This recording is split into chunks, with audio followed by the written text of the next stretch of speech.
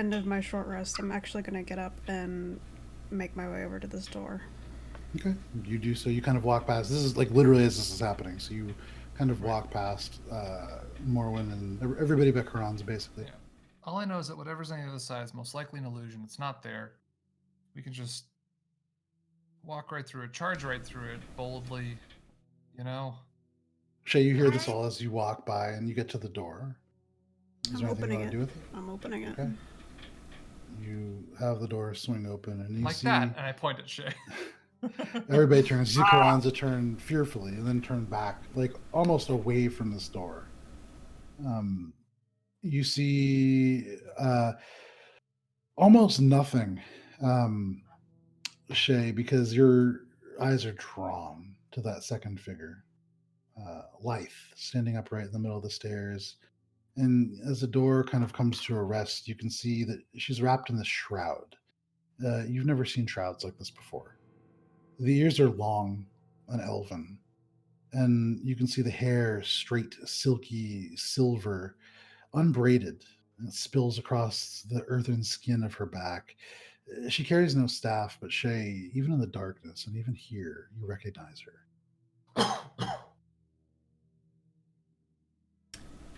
Walking forward. Okay. Shae steps through the door. Is anybody doing anything? I'm going. I'm gonna. Her. I'm like, following. Wait. I'm not trying to stop her. Okay. And I'm gonna follow because I'm like, well, I guess that answers that. Kronza, we'll be right back. We're taking care of this. Don't go anywhere. Morwen, what are you doing? Karanza, just in case of that bear, go like hide in the bathroom or, stay safe. Don't be just out in the open like this, and I'll come back for you when I can. Karanza just kind of nods. Her face down, you can see she's drawn the hood up and now kind of wears it around. You can just kind of see her nose, but it bobs. She stands up and kind of walks towards the bathroom. You all come to the staircase. Shae, you get to the first figure a little bit before everybody else. You see this man, early 40s perhaps, swathed in these dirty gray robes. And as you get closer, you can see on the lapel, and he's wearing almost underneath the shroud, it looks like a very nice suit almost. You see a pin with 3 stylized letters woven into each other, DAC. You can see his hands are around his stomach. As the rest of these people draw close behind you, you can see it shifts and moves. And for the rest of you, it seemed almost like this kind of strange, almost like a mannequin, but as you get closer, it becomes more lifelike, and then suddenly it moves, slowly, its eyes drifting up to you, Akka. You can see the hands kind of tighten a little bit, and he speaks. I tried to help, didn't I? Even when the others wouldn't. And he pulls his hands away, and you see through this wound, this inky black blade protruding through. And as he pulls his hands away, this blood just erupts from it for a second. And even as it does, it becomes dust that just scatters with the rest of this figure, and the shroud settles to the stairs. Is that who I think it was? That was Mr. Gift.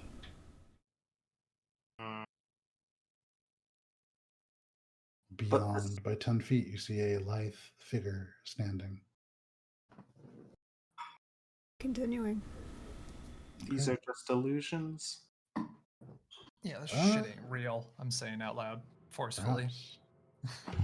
As you do, Shae, you approach, and you can see the back of this woman, certainly. This is Aira.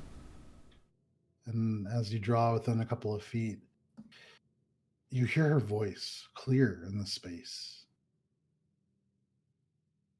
When even your mother spurned you, I did not, Shae. Did we not take you in? Did we not teach you the ways of our people to protect us in turn? And you can see she begins to turn. Why did you stay away for so long?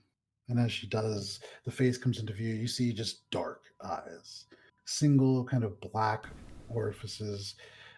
And as she does, you can see just from the lips, which are almost peeling, why?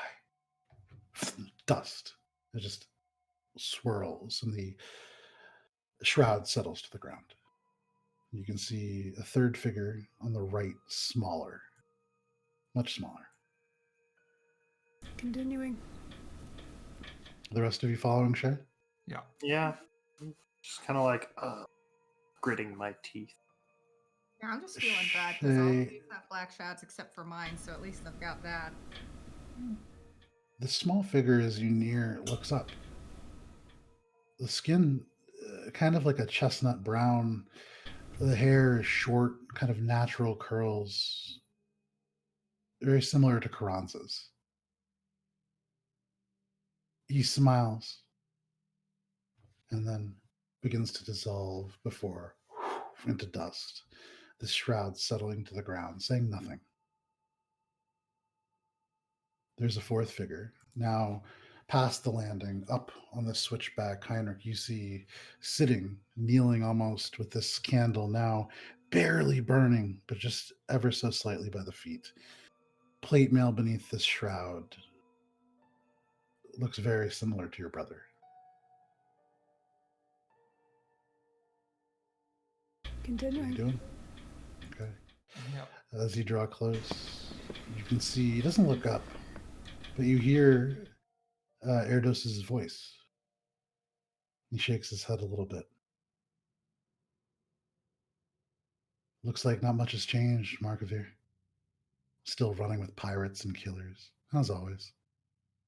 How is it that you have so many deadly friends, and still couldn't find it within yourself to help me in the halls of atonement? Now you've let Shade be taken as well. Aren't you supposed to be watching, brother? And as the eyes look up, you see one dark, one gold, and then disappears. Dust, the shroud settles. Behind that, you can see Fists are clenched. Not Yeah. gonna make a comment about that one. more when you see this fifth figure leaning against a banister.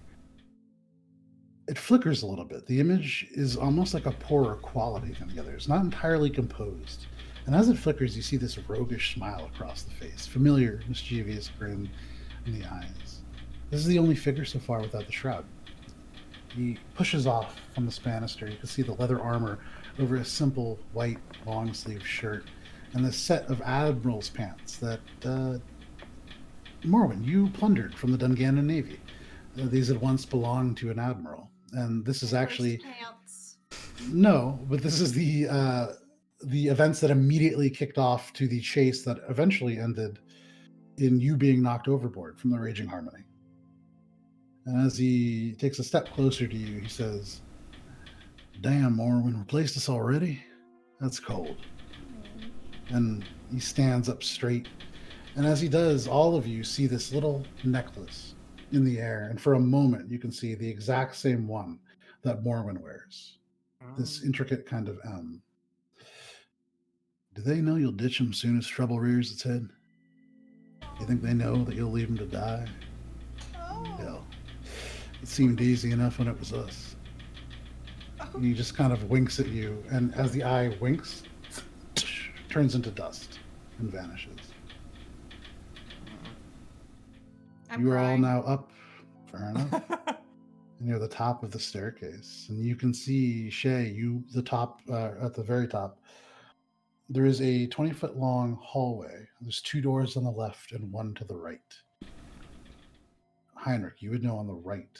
If you were to travel through that doorway, you'd be heading back in the direction of your original destination. You can see the door is cracked open slightly, about 6 inches, and you see a wall running along the left side, which means the room opens up beyond. The wall has this sky blue paint that is peeling and curling off the stone, and you see edges of chalk drawings and flickering candlelight. I'll just point Morwen, at go get Carranza. Okay.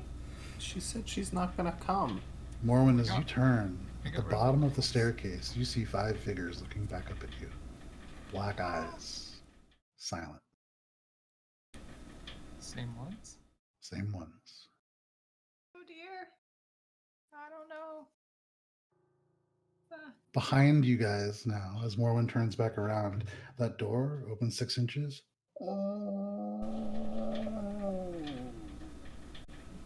Opens fully.